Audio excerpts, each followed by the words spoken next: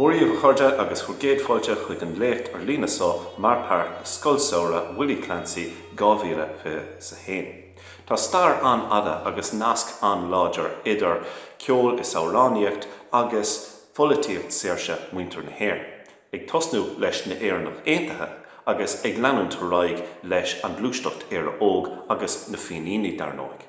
Ach sa fís seo tá míad a chur an béim amháin ar ceol is amhrán a baineann leis an éirí amach na Casca agus cogadh na saoirse.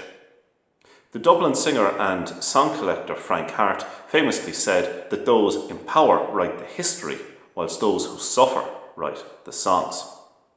The songs of the War of Independence period, including many fine songs by any standard, became unfashionable or politically incorrect as the troubles of the 1970s mounted. It is now time to reclaim both these songs and the worthy cause they celebrated as part of our heritage during this decade of centenaries. In this exploration of the songs, we are not attempting to give an overview or summarised history of the War of Independence. We are merely offering a selection of songwriters' responses to the events of that dramatic and very important period. In each case, we will provide information on the composers, where they are known, along with some historical background to put the events described in each song or poem in context. The title of the presentation, Who Feared Not the Might of the Foe, comes from the ballad The Boys of Kilmichael, which we will hear later and which is still quite popular and widely sung today. The video began, however, with an extract of the pipe playing of piper Mark Redmond, who was playing Eamon Ceant's set of uilleann pipes. Ceant, as well as being one of the leaders of the 1916 Rising, was also in 1900 a founding member of the Pipers Club, and he served as its secretary for many years. The slow air that was being played by Mark was the lament for Staker Wallace, which he played in Kilmainham Jail as part of Temple Bar Tradfest 2020. Pádraig was an IRB member, a house painter, very active in his trade union, a Gaelic leaguer, and somebody, of course, most famous for writing the words of the Soldiers' Song, later Our Devine, our national anthem. He was a founder member of the Volunteers and participated in the Howth and Rathcoole gun runnings and fought in Jacob's Mill in 1916. He was active in the War of Independence and captured in November 1922 and interned in Ballykinler. He was also an uncle of the Behans. Carney's Erling go Bra o the Round in the Town is now sung by Pádraig. Acclaimed for his powerful singing style and dramatic interpretation of songs, Pádraig is a teacher and musician, famous for his sessions in the Cobblestone and also his appearances with Ruairc folk. Pádraig, The Row in the Town. I'll sing you a song of a row in the town. When the green flag went up and the crown rod came down, 'twas the neatest and sweetest thing ever you saw. And they played the great game they call Éireann go Bra. God rest gallant Pearse and his comrade who died, Tom Clark, MacDonagh, MacDermott, MacBride, and here's to James Connolly, he gave one hurrah, as he faced the machine guns in Éireann go Bra. Now some of our leaders were down at Ringsend, the honour of Ireland to hold and defend. They had no veteran soldiers but volunteers raw, making sweet Mazar music for Éireann go Bra. Bowl Cant and his comrades like lions at bay, from the South Dublin Union poured death and dismay. And what was their awe when those Englishmen saw all the dead khaki soldiers in Éireann go Bra. One bold English captain was raving that day. He said, "Give me 1 hour and I'll blow you away." Well, that big Mazar bullet got stuck in his craw. and he died of lead poison in Erin Gabra. All honour to Dublin, to hers the renown. In the long generations your name will go down, and your children will tell how their forefathers saw the red blaze of freedom o'er Erin Gabra.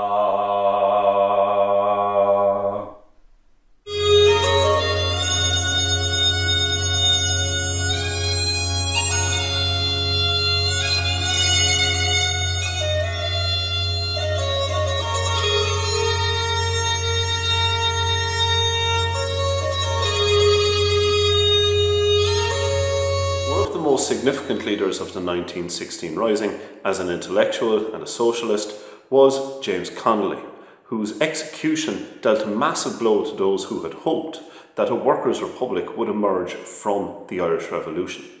Cork poet and playwright Pádraig sympathised with Connolly's political vision and wrote Where Oh Where in 1953. The song first appeared in his collection Irish Songs of Resistance, which was published by the Workers' Music Association in London in 1955. The song, of course, grew in popularity during the 50th anniversary celebrations of the Easter Rising in 1966. Here, Francy Devine from the Howth Singing Circle performs his revised version of the song, accompanied by Pipe Major Noel Kelly of the St. Lawrence Howth Pipe Band, who also adds Robert Matheson's tune, The Blackbird. The recording is taken from Francy Devine's CD, An Ownerless Corner of Earth, which was released in 2020. Where, oh, where is our James Connolly? Where, oh, where can that gallant man be? He has gone to organize the union that the working class might yet be free. Where, oh, where is the citizen army? Where, oh, where can that gallant band be? They have gone to join the great rebellion, to break the chains of slavery.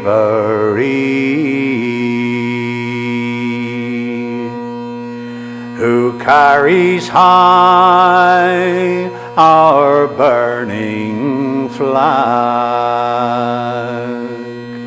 Who carries high our starry plough? Who but James Connolly, pale and wounded? Who'll carry high our red banner now?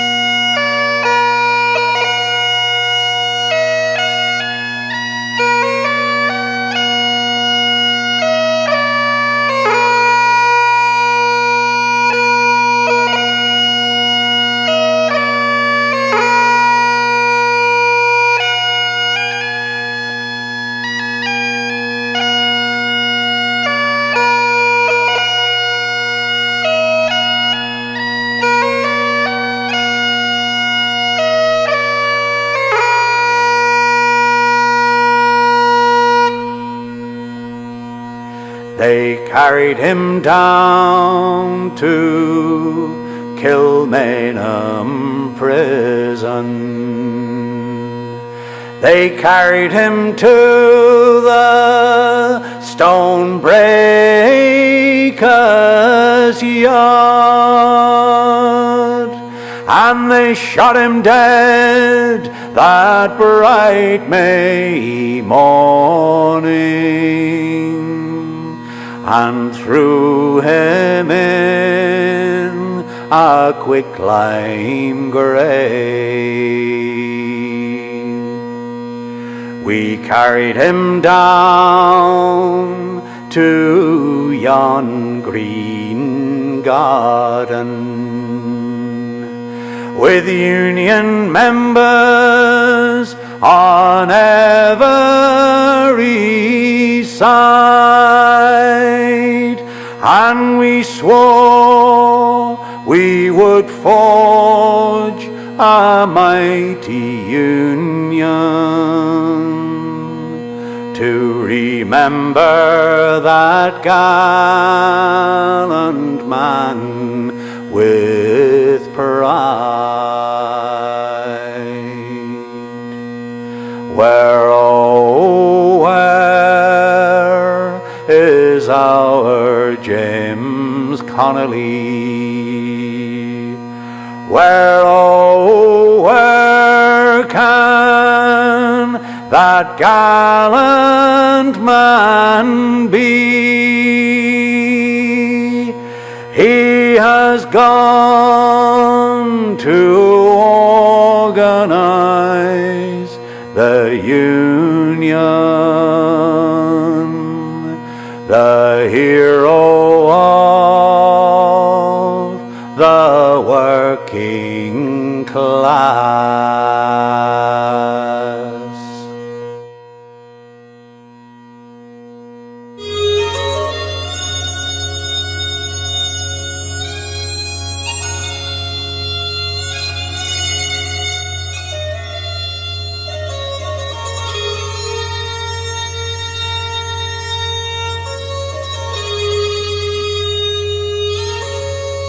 Constance Markievicz and Margaret Skinner were two of the women that did use guns and fought in the Rising, but they were exceptions, as the era's sexism confined women primarily to non-combat roles like cooking, first aid, signalling, dispatch couriers, delivering messages, and so on. Women did undertake dangerous work, gathering intelligence, transporting arms and explosives, and were at risk of imprisonment or physical and sexual assault if captured. It is only recently that historians have begun to uncover the depth of women's involvement and indeed exploitation in the period. Two Cumann women were killed in the War of Independence, however, Josie McGowan in September 1918 and Margaret Keogh on the eve of the truce in July 1921. Women who fought on the anti-treaty side in the Civil War had a more active military role, and 6 Cumann women were killed. The song, The Cumann, was written by Phil O'Neill o Sliabh Ruairc, a native of Kinsale who spent much of his life in the Kilkenny Waterford area. He died in 1937 and is buried in Fuxton near Kilkenny. An active volunteer, he published a history of the GAA in 1930 and was often heard on radio broadcasts as a singer. His song is now sung by harpist, singer, composer and teacher Eilish Ní Riordan, whose CD and Buchaling Bon is about to be released. Originally from Fermoy, but now living in Greystones, Eilish is an accomplished singer in Irish and English and active in the Historical Harp Society of Ireland. We're proud of the heroes who kindled the fire and struck a true blow for the cause of their sireland. But our glory and pride are the daughters of Ireland, the daring brave Colleens of Cumann. Here's to the Colleens of Cumann, true-hearted daughters of Éireann each one. Modes of propriety, models of piety, the cream of society, Cumann. The khaki-clad maidens I oftentimes pity, they seem out of place with the rest of our city. No colleens more gracious, more graceful and witty than those who the costume of Ireland put on. Here's to the Colleens of Common, the man who proved their devotion to them that are gone. Their services lending on, everyone tending the flag to depending brave Common, the man. They kept up our hearts when the stout ones were fading, bringing comfort to wounded with nursing and aiding. Through the grim gap of danger and death bravely wading, no truer Colleens the sun e'er shone on. Here's to the Colleens of Common, the man, hearts true as gold and as pure as the swan, with time never missing, expeditious at dressing, to Ireland a blessing, true Common, the man. Then here is a toast, and it gives me much pleasure, their health to propose in a full-flowing measure, to those whom we all and our country treasure, no matter what changes of time may come on. Here's to the Colleens of Common, the man, may their Irish eyes soon see the long-watched-for dawn. Modes of propriety, models of piety, the cream of society, Common, the man.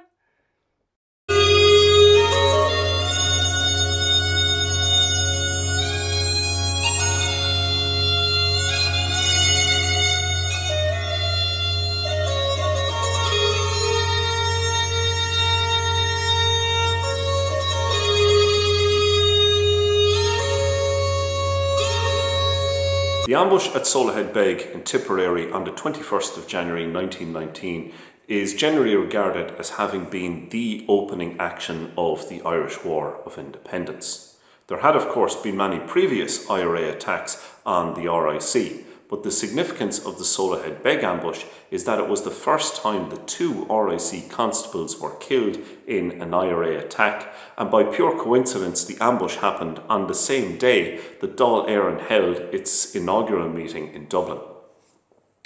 One of the most famous IRA participants in the ambush was Dan Breen, and throughout later life Breen repeatedly claimed that the ambush had been planned with the deliberate intention of killing the RIC men in order to spark the war.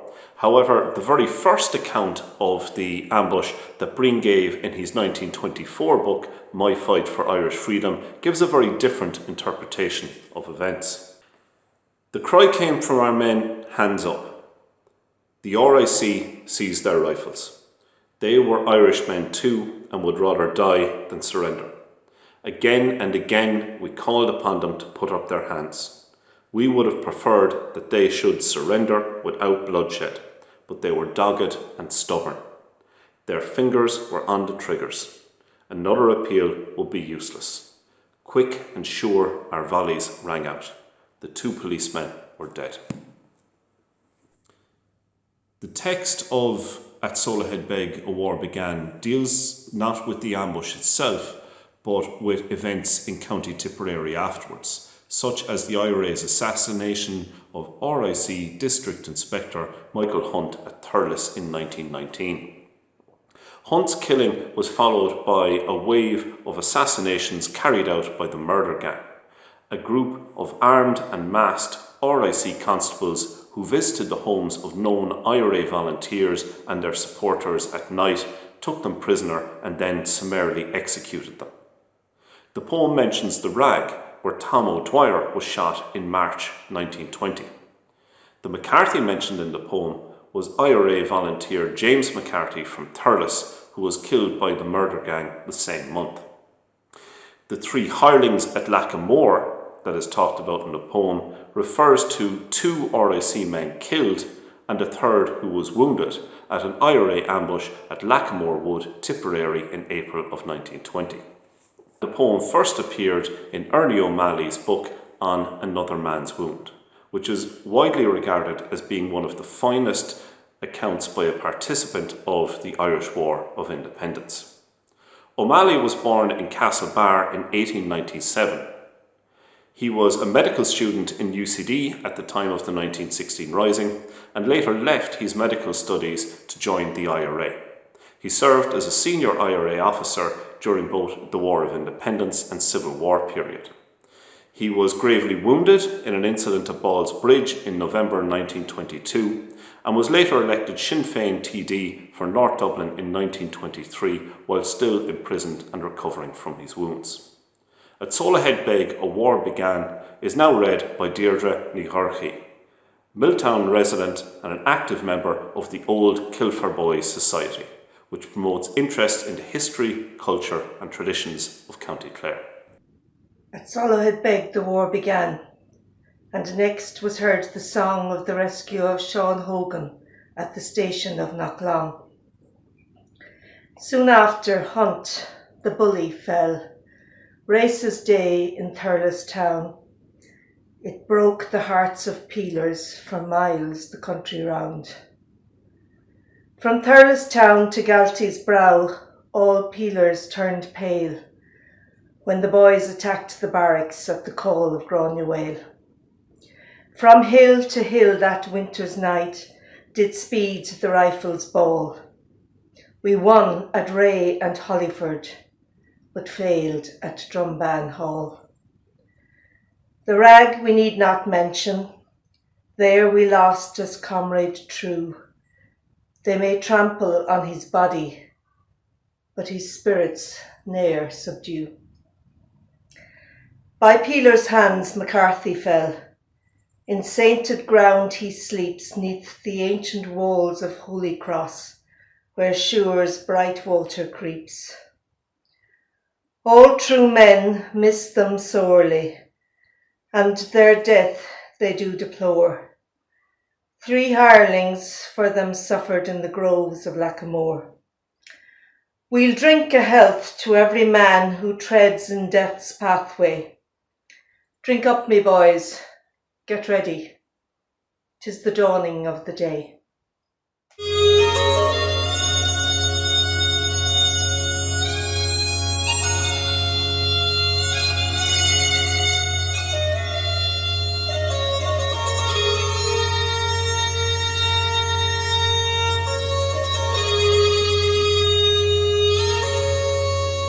By late 1919, the RAC was suffering from demoralisation and mass resignations, and the British introduced a new force with thousands of new recruits, a uniform shortage leading to them being nicknamed the Black and Tans.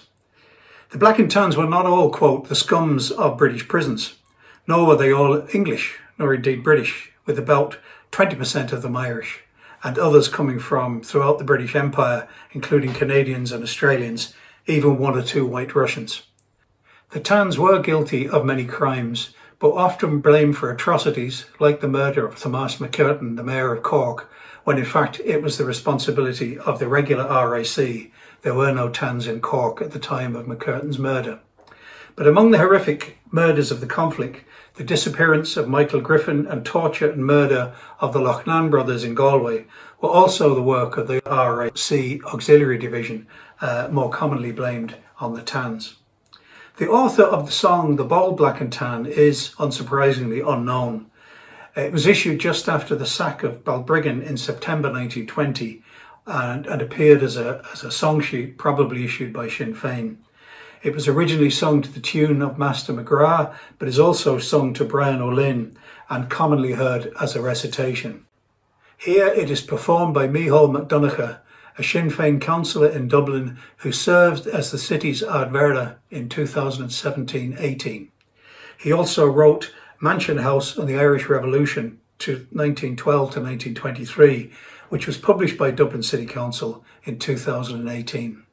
So, here is Micheál MacDonagh with The Bold Black and Tan. Says Lloyd George to Macpherson, I'll give you the sack. To run down those rebels you haven't the knack. I'll send over Greenwood, a much better man, and fill up Erin's Isle with the bold black and tan. He sent them all over to pillage and loot, the houses to burn and the people to shoot. To reconquer Ireland, says he, is my plan, with Macready and Co. and the bold black and tan. The town of Balbriggan they burned to the ground. The bullets like hailstones were whizzing around, and women left homeless by this evil clan. They waged war on children, the bold black and tan. From Dublin to Cork and from Clare to Mayo, a trail of destruction wherever they go. With England to cheer them, cruel passions to fan, she must feel bloody proud of her bold black and tan. We defeated conscription in spite of their threats, and we surely will beat Owley George and his pets. For Ireland and freedom, each woman and man, and we'll humble the pride of the bold black and tan.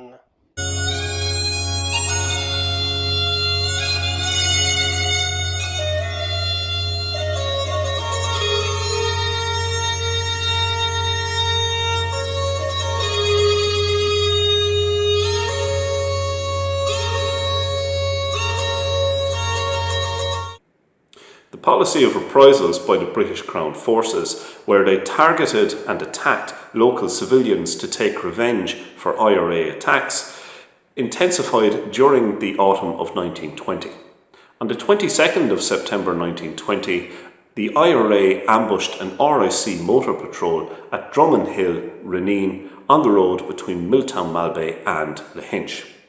The operation was the largest and most successful IRA attack that had then taken place, and the British reprisals which followed were the most horrendous that had been seen in Ireland at that point. All 6 members of the RIC motor patrol were either killed or fatally wounded during the Reneen ambush. Almost immediately after the ambush had ended, a convoy of regular British soldiers from the Royal Scots arrived.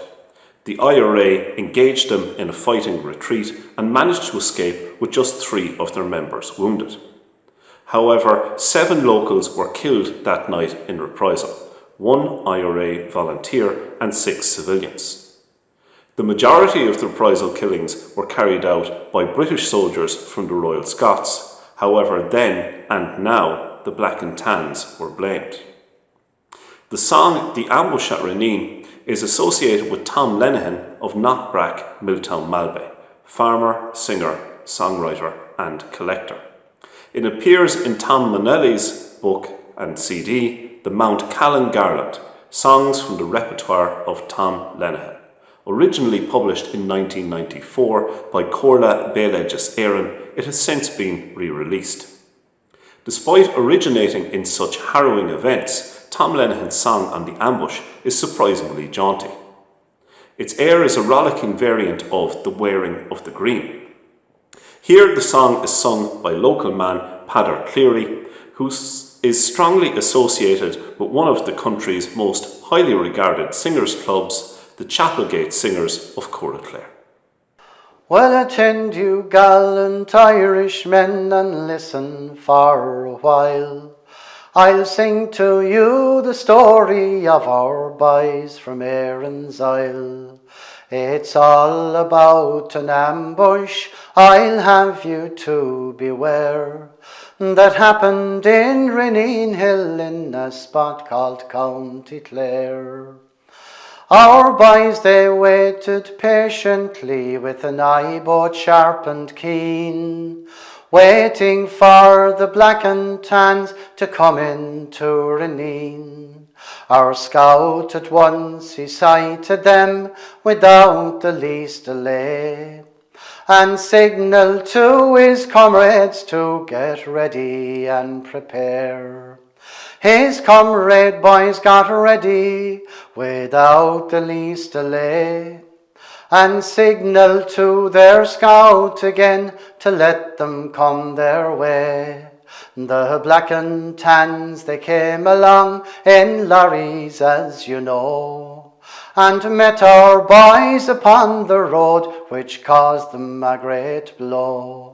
They fought them on the high road, man to man, you know, with shotguns and revolvers against armoured cars and so. After the first reveille, the machine gun it gave way, and turned them on the high road, which caused a great delay. The black and tans put up their hands, and the peelers too likewise, when they saw the determined faces that was on our Irish boys. The scout jumped to 6 soldiers who looked to be so tall, saying, "Now you'll get what you least expect from the bush behind the wall." The black and tans put up their hands to our boys for relief, and in a few seconds they were all gone off to sleep. They then took 20 rifles, likewise a machine gun, saying, "Now we are ready for the reinforcements yet to come." After an hour or so, the reinforcements did arrive, and the scout he gave his signal for his comrades to fire. They fired the first reveille from their machine gun. They burned up the lorries and bursted many of them. Now to conclude and finish, I think it would be right if all young-hearted Irishmen together would unite. Together should they sympathise and do the best they can to have another ambush, and they'll hunt the black and tan.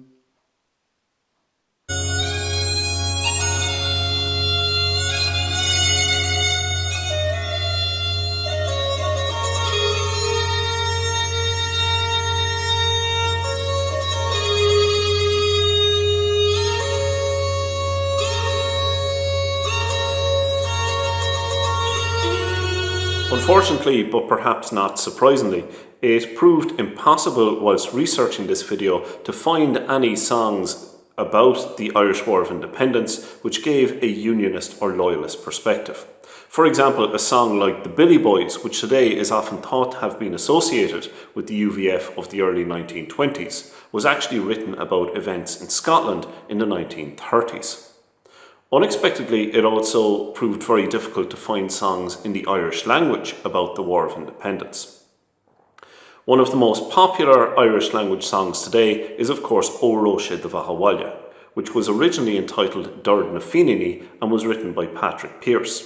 However, Pearse published the song long before the 1916 Rising, and it was never as popular during the War of Independence as it would be today. One song which was of course popular and widely sung at the time was Pádraig Kearney's Outlawn the Bhíon. However, it was sung in English as the Soldier's Song, and it was only translated into Irish by Kearney in 1926 after it had been adopted as the Irish national anthem. The next song we're about to hear is an Irish language ballad about Sean Tracy. Tracy, an IRA leader from Solohead Beg in Tipperary, had joined Conradh na Gaeilge, the Gaelic League, as a young man, and later the Irish Republican Brotherhood and of course the Irish Volunteers. Tracy was imprisoned briefly after the 1916 Rising, and in 1919 was one of the main organisers of the Solohead Beg ambush. Tracy was shot dead by the British Crown forces in Dublin and Talbot Street on the 14th of October 1920. The ballad written in his honour is sung to the air of Spalpeen Aroon. Here it is sung by Aidan O'Ceallaigh, a very fine sean-nós singer from the Ring Gaeltacht in Waterford. O'Ceallaigh has won many awards and appears regularly on both television and radio as a singer, researcher, editor, speaker and actor. Pádraig is passionate about both the Irish language and the Irish song tradition, and he is much sought after as a teacher and performer at festivals.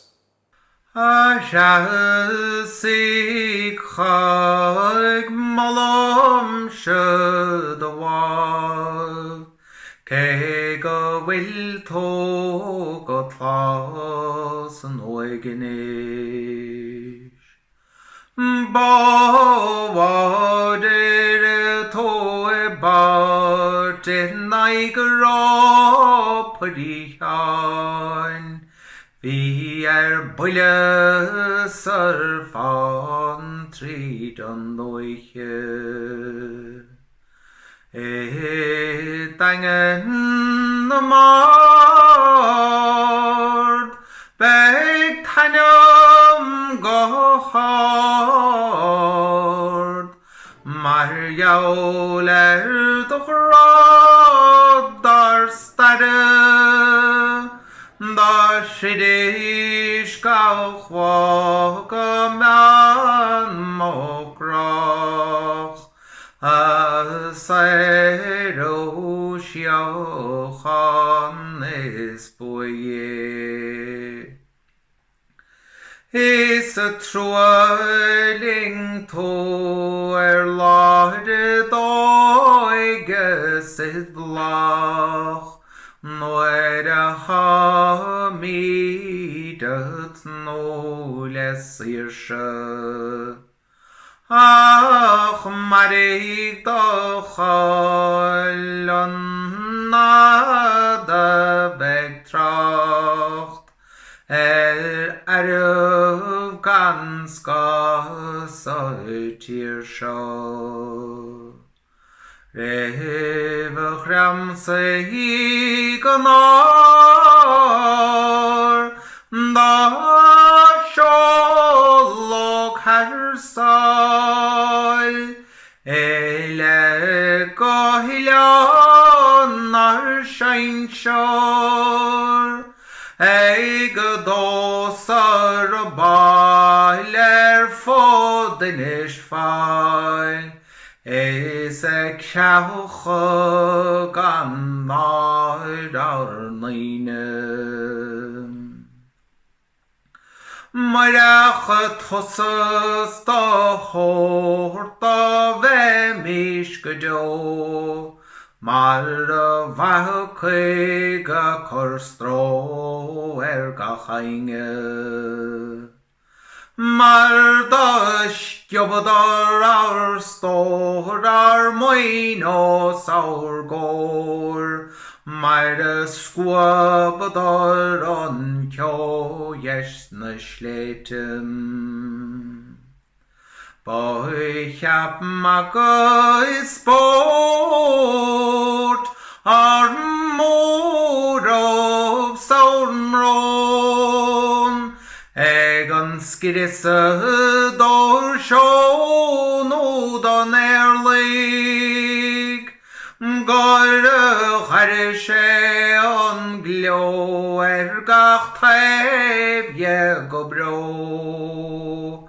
Eskor voige she kvocht vor belene. Einish kodol gosava organik bra. Sondrelig som var gled sjeltov. Noe dukki gom var noe gled forgahard. Hjaldrig og aveseva. Evlas nograst, går hard. Maska bravach jelov. Skorep shenan dom hen heshvash ve vochor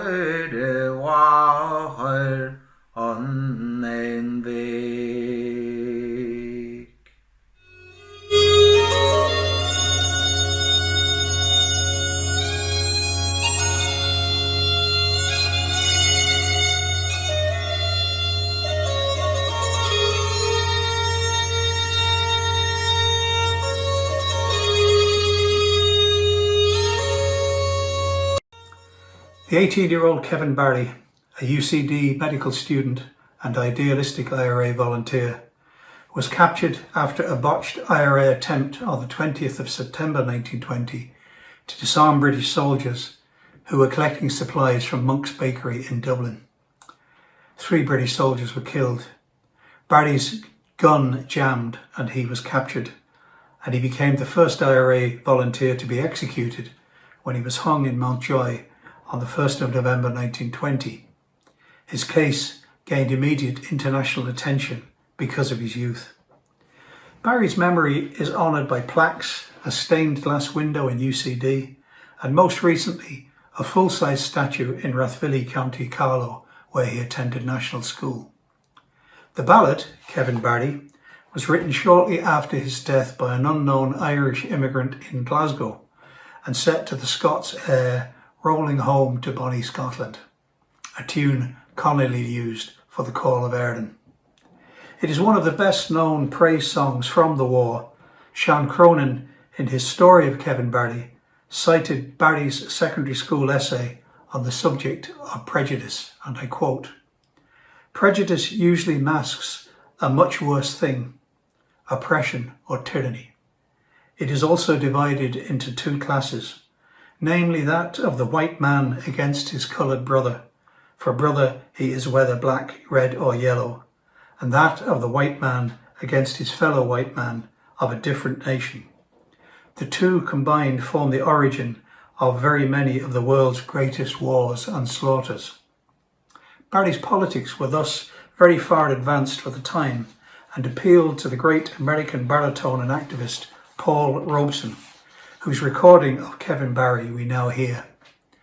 Robeson learned the song from the socialist Republican and author Donegal man Pádraig O'Donnell. Leonard Cohen sang it at a 1972 concert in Dublin and said he had waited all his life to sing the song in Ireland. Paul Leroy Robeson, 1898 to 1976, campaigned for the unemployed, opposed racism and imperialism, and supported the Republican cause in the Spanish Civil War as an anti-fascist. In the United States, he was blacklisted in the McCarthy era for supporting the Soviet Union.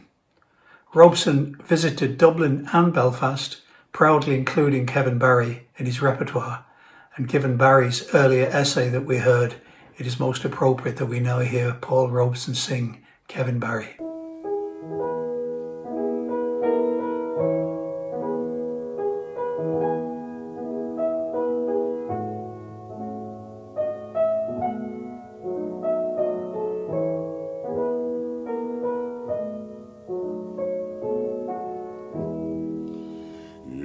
Mountjoy jail one Monday morning, high upon the gallows tree, Kevin Barry gave his young life for the cause of liberty. But a lad of 18 summers, yet no one can deny, as he walked to death that morning, proudly held his head on high, calmly standing at attention while he bade his last farewell to his broken-hearted mother, whose grief no one can tell. For the cause he proudly cherished, this sad parting had to be. Then to death walked softly smiling that old island might be free.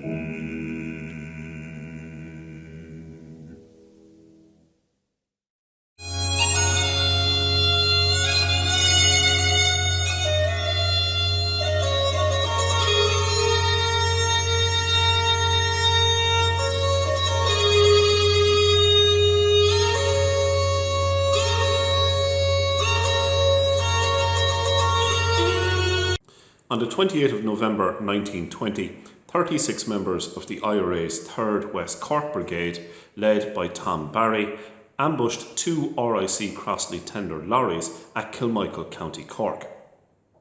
17 members of the RIC Motor Patrol were killed.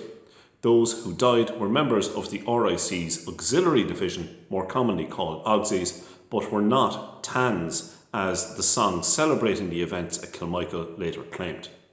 The Kilmichael ambush was the bloodiest engagement of the War of Independence. 3 IRA volunteers were killed, allegedly after the RIC auxiliaries lured them from cover by using a false surrender trick, following which Tom Barry gave the order that none of the auxiliaries should be taken alive as prisoners.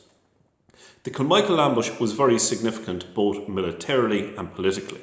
It occurred just 1 week after the events of Bloody Sunday in Dublin, and it marked an escalation in the IRA's campaign against the British Crown forces. The British Prime Minister at the time, Lloyd George, commented that, quote, "These other attacks by the rebels were murder, but this last one was a military operation." Before Kilmichael, most of the British fatalities in the War of Independence had actually been Irish-born members of the RIC who died serving the British Crown. The aftermath of the Kilmichael ambush was the first time that the realities of the war in Ireland had been brought home to the British public. The bodies of British-born members of the RIC killed at Kilmichael were brought back to various parts of Britain for burial, and this occurred during the same week that the IRA had launched arson attacks in Liverpool and Manchester, and this caused a sensation in the British press that the war had arrived on their doorstep. Kilmichael remains the best known and undoubtedly the most controversial ambush of the War of Independence, and it was used as the basis for an ambush in the film The Wind That Shakes the Barley. The ballad The Boys of Kilmichael was written by John Hourihan, an IRA veteran from Girloch, Ballinacarragee, who later immigrated to Boston in America. The air is Oran Cor, or Men of the West. Brendan Behan wrote an alternative and much more profane version of the song. It is sung here by Pádraig, a stalwart member of the Cork Singers Club, which is one of Ireland's longest running weekly singing gatherings. We honour in song and in story the memory of Pearson MacBride, whose names are illumined in glory with martyrs long since have died. Forget not the boys of Kilmichael, those brave lads so gallant and true. They fought with Tom Barry's flying column and conquered the red, white and blue. On the 28th day of November, the Tans left the town of Macroom. They were armed in 2 Crossley tenders, which led them right into their doom. They were out on the road to Kilmichael and never expected to stall. They there met the boys of the column, who made a clear sweep of them all. And here's to the boys of Kilmichael, those brave lads so gallant and true. They fought with Tom Barry's flying column and conquered the red, white and blue. The sun in the west it was sinking, 'twas the eve of a cold winter's day. When the Tans we were eagerly waiting, sailing to the spot where we lay. And over the hills went the echo, the peal of the rifle and guns. And the flames from their lorries gave tidings that the boys of the column had won.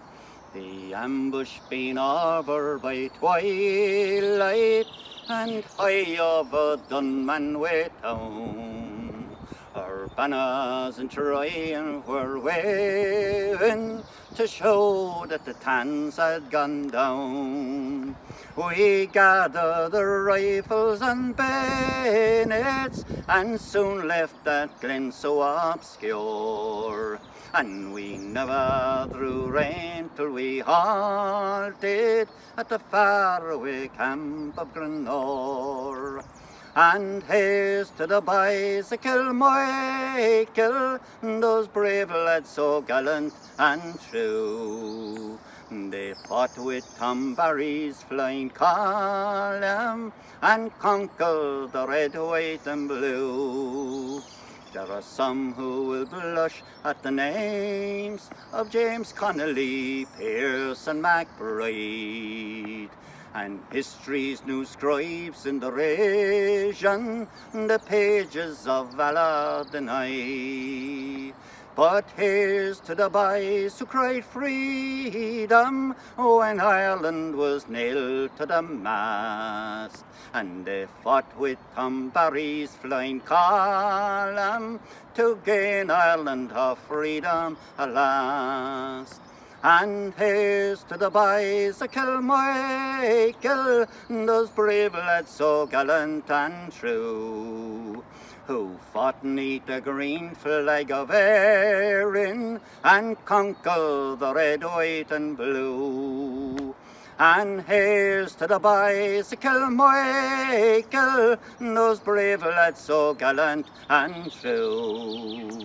They fought with Tom Barry's flying column and conquered the red, white and blue.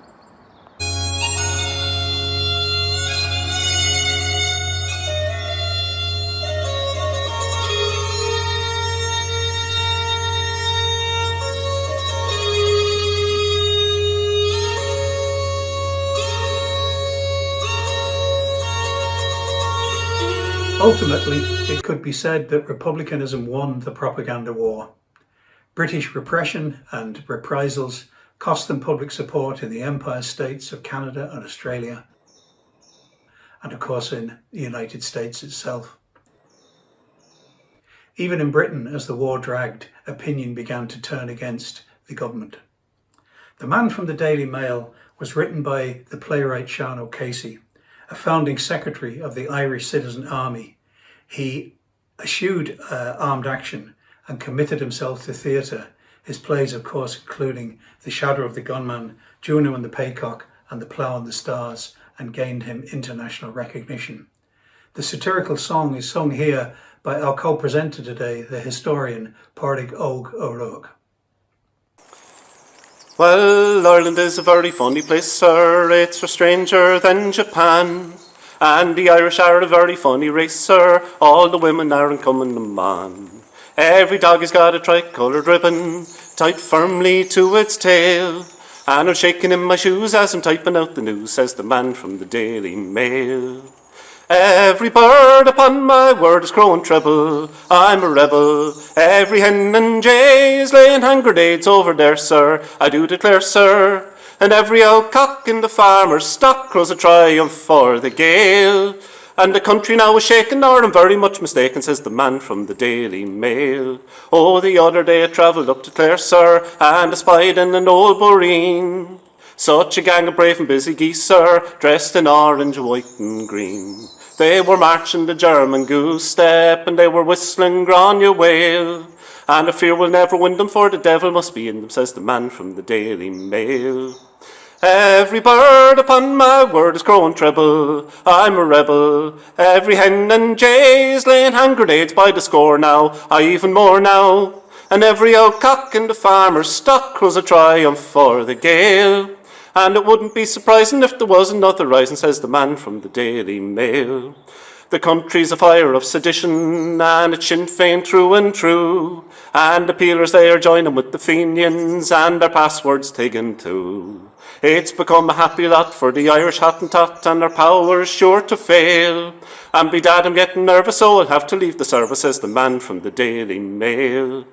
Every bird upon my word is growing treble. I'm a rebel. Every hen and jay's laying hand grenades over there, sir. I do declare, sir. And every owl cock in the farmer's stock crows a triumph for the Gael. Begosh and then begorra, I'll be leaving here tomorrow, says the man from the Daily Mail.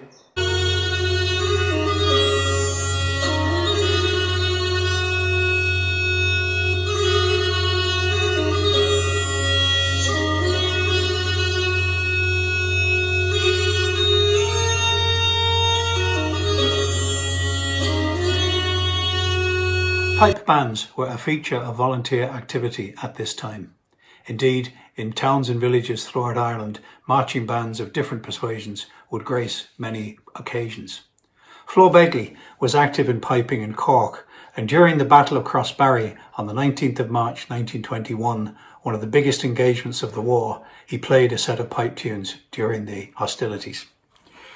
Over 100 IRA volunteers, commanded by Tom Barry, escaped an attempt by over 1,000 British troops to surround them and capture them. During the hour-long battle, 10 British troops and 3 IRA volunteers were killed. The tunes that Flo Begley played were Let Eirlinn Remember, Eamon and Canuck, and Wrap the Green Flag Round Me Boys. They're going to be played here by Pipe Major Noel Kelly from the St Lawrence of Howth Pipe Band. Noel was part of the St Lawrence band that won the World Championships in 2005, and again in 2010 he was a member of the St Lawrence O'Toole Pipe Band Dublin when they won the overall World Championships in Glasgow. When it came to playing the tunes, Noel discovered that Eamon and Canuck was very difficult to play, and we concluded that Begley must have played the tunes on a set of Brian Boru pipes invented in 1908 by Henry Stark. So instead of Eamon and Canuck, we now substitute the Minstrel Boy. So Noel Kelly will play Let Eirlinn Remember, the Minstrel Boy, and Wrap the Green Flag Round Me in memory of Flo Begley at the Battle of Crossbarry.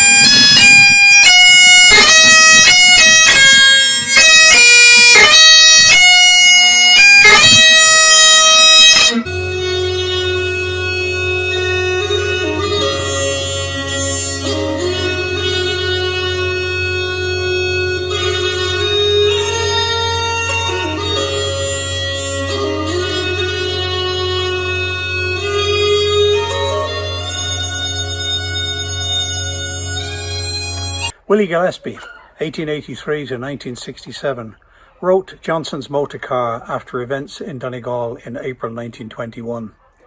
The IRA were in need of transport and telegrammed Dr. Henry M. Johnson, a doctor in Stranraer, to attend a call to a Mrs. Boyle. On his way, he was ambushed near Reelin Bridge, Glenfin, and the car taken. Gillespie wrote the song almost immediately after the event, and it has become a very popular standard. Here it is sung by Derryman Vincent Doherty, very well known to Willie Clancy School regulars as a flute player, teacher and dance teacher. He is a fine singer with a wonderful ornamented style and has issued the CD The High Walls of Derry in 2013. It was down by Brocca Corner, one morning I did stray. I met another rabble bold who this to me did say, I've orders from the captain to assemble at Drumbar. Oh, how will we to reach Dunlow without a motor car? Oh, Barney dear, be of good cheer, and I'll tell you what we'll do. The Black and Tans have plenty guns, although we have but few. We'll wire on to Stranraer, but before we walk that far, we'll give the boys a jolly good ride in Johnson's motor car. Now when Dr. Johnson got the news, he soon put on his shoes. He said, this case is urgent, there is no time to lose. He then put on his castor hat and upon his breast a star. You could hear the din going through Glenfin of Johnson's motor car. And when he got to the Reelin Bridge, the rebels he saw there, he knew the game was up for him, for at him he did stare. He said, I have a permit to travel out so far. You can keep your English permit, but we want your motor car. What will my loyal brethren say whene'er they hear the news? My carrot has been commandeered by the rebels at Dunluce. We'll give you a receipt for it, all signed by Captain Marr. When Ireland's free, then we will see to Johnson's motor car. So they set the car in motion and they filled it to the brim. Guns and bayonets shining and middle Johnson grin. Barney hoisted a Sinn Féin flag that fluttered like a star, and he gave 3 cheers for freedom and for Johnson's motor car. When the loyal brethren heard the news, it grieved their hearts full sore. They swore there'd be reprisals before they would give o'er. They searched in vain through Glanties, the bosses and Kilcar, while the IRA their flags displayed on Johnson's motor car. They searched in vain through Glanties, the Rosses and Kilcar, whilst the IRA their flag displayed on Johnson's motor car.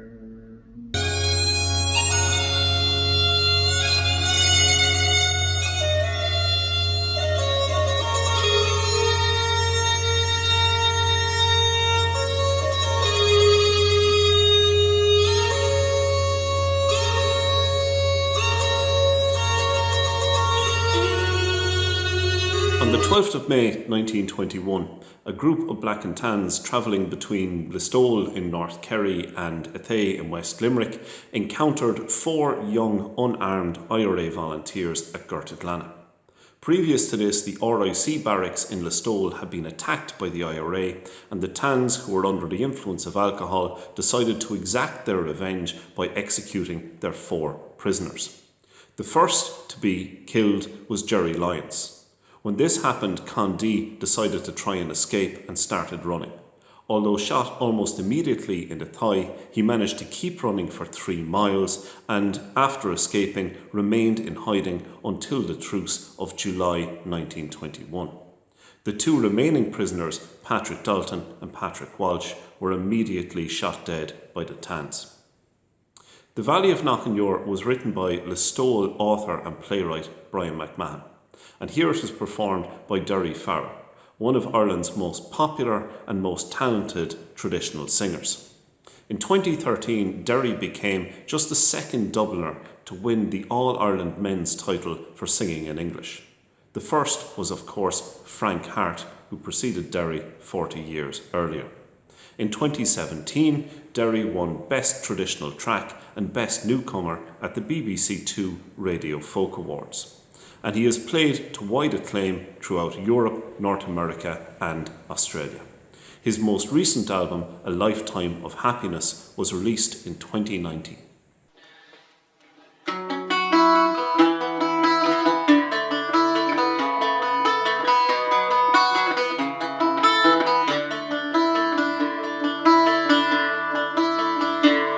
You may sing or speak about Easter week or the heroes 98 of the Fenian men who roamed the glen in victory or defeat.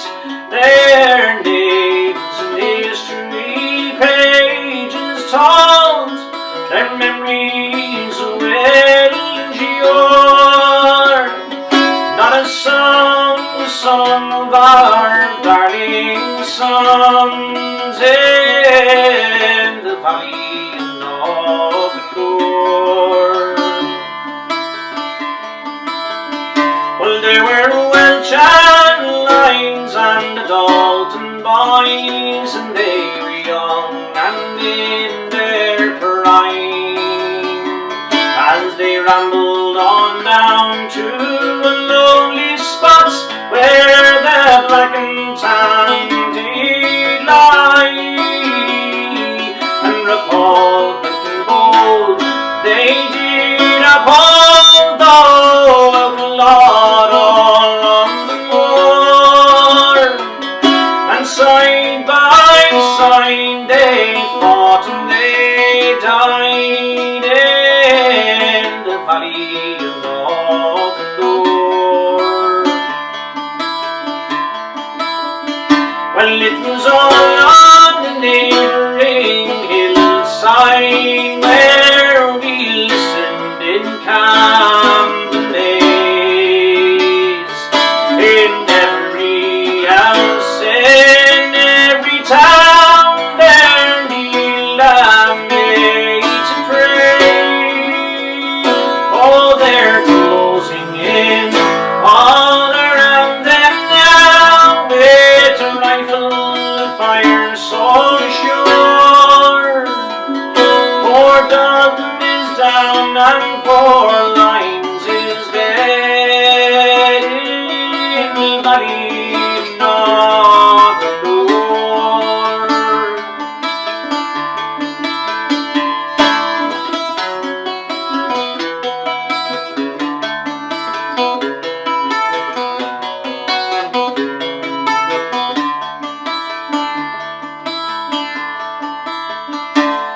So they took him down beyond the fence where the flowers they were in full bloom, and they made him kneel upon the grass for to face his final doom. And then Dalton spoke, and his voice it broke with passion proud and pure. Oh, for Ireland I'll die as I face the sky in the valley of Northern Lord. And so the summer sun was setting now between the hills and the sea, and the pale, pale moon it was rising high far out from Traggy town, and the dismal stars and the clouds on fire, oh, they are darkening o'er the moor. And the banshee cried when her son died in the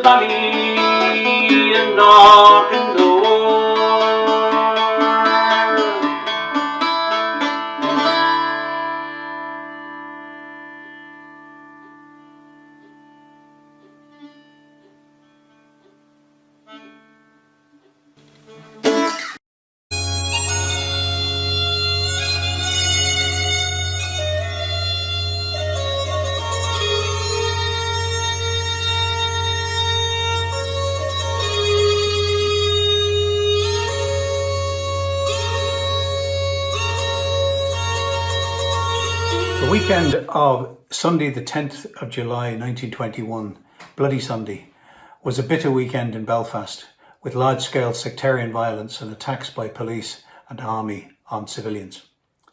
It was motivated by the authorities' desire for retaliation for an IRA ambush of a police raiding party. Loyalists attacked Catholic enclaves, burning out homes and businesses, and this sparked gun battles between Republicans and Loyalists and between Republicans and the police. 17 people were killed on the 10th of July, with a further 11 killed or fatally wounded over the following week. Over 1,000 families were left homeless. The violence took place just before the truce came into effect, ending the war in most of Ireland. On the night of the 9th to the 10th of July on Raglan Street in the Lower Falls, a unit of about 14 volunteers ambushed an armoured police car, killing one officer and wounding 2 others. The officer was Thomas Conlon, a Catholic from Roscommon, who was regarded by the authorities as being sympathetic with the cause of Irish independence. Here, the Raglan Street ambush is sung by Stephen Connor, himself born in the street next to Raglan Street in the Lower Falls, giving him a particular feeling and understanding of the song. Stephen is a stalwart of the Belfast singing circle. Well, I'll tell you a tale of a row in the town, when a tender went up and it never came down. It was the neatest and sweetest row you'd ever meet, when the boys caught the specials down Raglan Street, when Craig sent the specials to shoot people down. He thought they're a dead in dear Belfast town, but he got a rude awakening with rifle and grenade when he met the 1st Battalion of the Belfast Brigade. They came cursing and swearing as always before, and they swore they'd be knee-deep in Sinn Féiners' gore. But ours was the bullets those Boyle boys did meet, and they ran like hell's blazes down Raglan Street. Oh, the Boyle Christy Clark, he was there on that night, shouting, give me a well-be, I'll put them to flight. But a Martini bullet caught the bricks at his feet, and he broke all the records on Raglan Street. And the Bowl Jack Donaghy, a fearless young man, with a Peter the painter clasped in his right hand, he walked round the corner, 3 peelers did meet, and bang went those peelers up Raglan Street. And early next morning, when dawn had come, there was nothing to hear but the sound of a drum. It wasn't the Orange Man no walking the streets, it was the company marching up Raglan Street.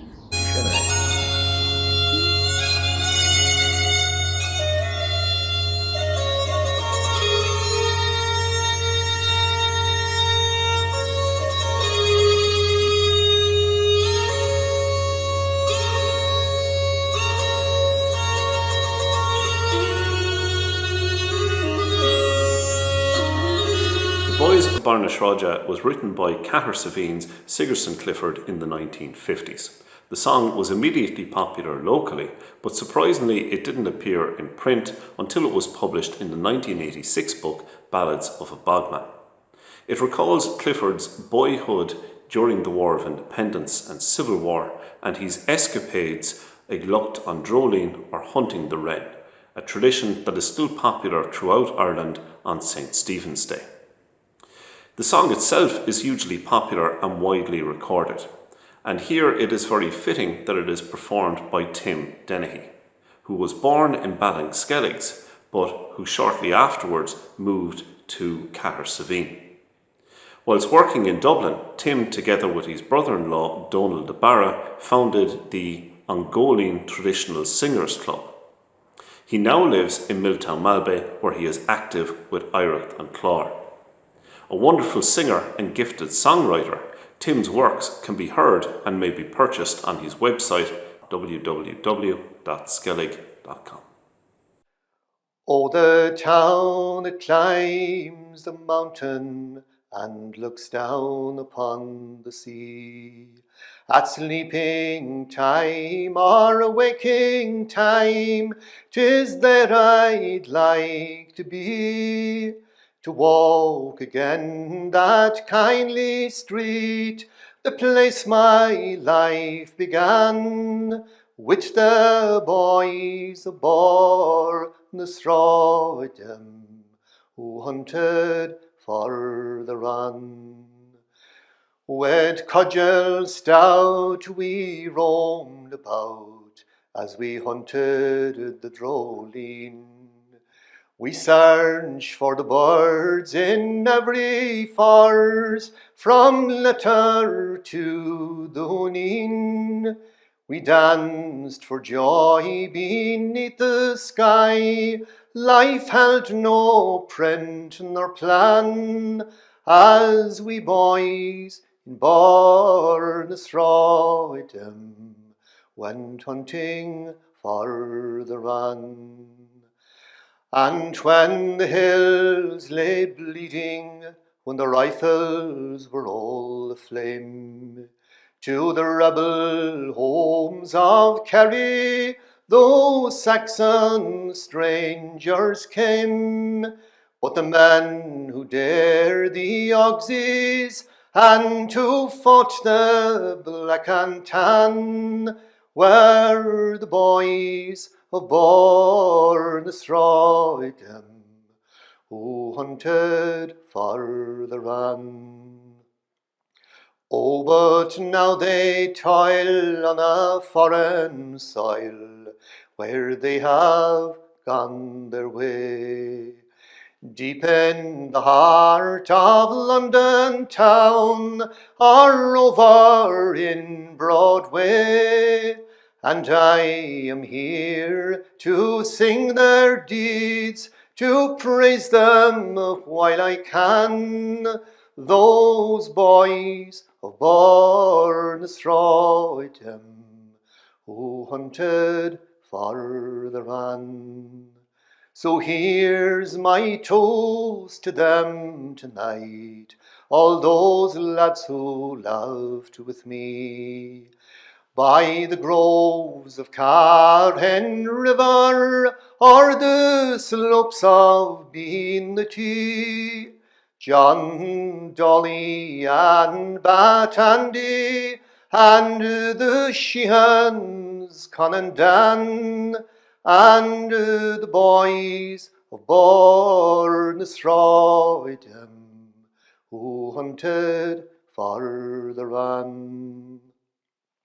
And when the wheel of life runs down, when peace it comes over me, oh, lay me down in that old town, between the hill and the sea. I'll take my sleep 'neath those green fields, where first I grew a man, where the boys of Bornasroidem went hunting for the run. Tim Denny's beautiful singing of the Boys of Bornasroidem concludes the formal part of the presentation of songs from the War of Independence. Before we conclude, however, a couple of small thanks must be made. Firstly, to Scoil Samhraidh Willie Clancy for inviting Pádraig, Ruairc and myself to put this presentation together. We in turn must thank the people that recorded, those singing, playing or reciting that have made this production possible, not least under the trying circumstances of COVID regulations. There are many others that need to be thanked, and they are listed in the credits.